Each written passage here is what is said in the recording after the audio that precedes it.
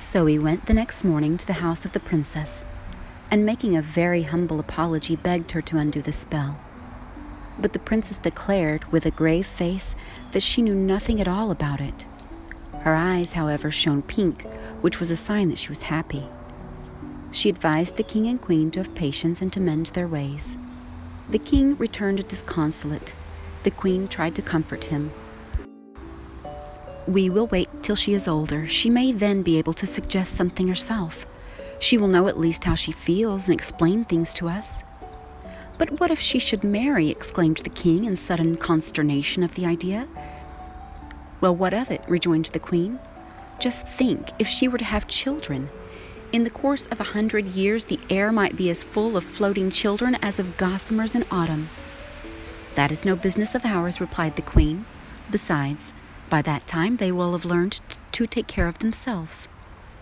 A sigh was the king's only answer. He would have consulted the court physicians, but he was afraid they would try experiments upon her. Chapter 6. She Laughs Too Much. Meantime, notwithstanding awkward occurrences and griefs that she brought upon her parents, the little princess laughed and grew, not fat, but plump and tall. She reached the age of 17 without having fallen into any worse scrape than a chimney, by rescuing her from which a little bird-nesting urchin got fame and a black face. Nor, thoughtless as she was, had she committed anything worse than laughter at everybody and everything that came in her way. When she was told, for the sake of experiment, that General Clanrunfort was cut to pieces with all his troops, she laughed. When she heard that the enemy was on his way to besiege her papa's capital, she laughed hugely. But when she was told that the city would certainly be abandoned to the mercy of the enemy's soldiery, why then she laughed immoderately. She never could be brought to see the serious side of anything. When her mother cried, she said, "What queer faces Mamma makes!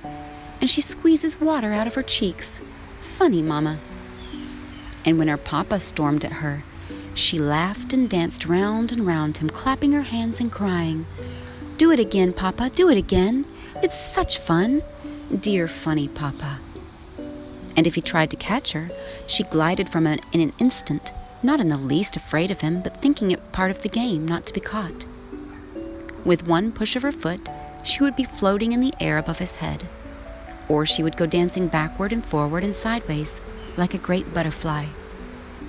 It happened several times when her father and mother were holding a consultation about her in private, that they were interrupted by vainly repressed outbursts of laughter over their heads, and looking up with indignation saw her floating at full length in the air above them, whence she regarded them with the most comical appreciation of the position.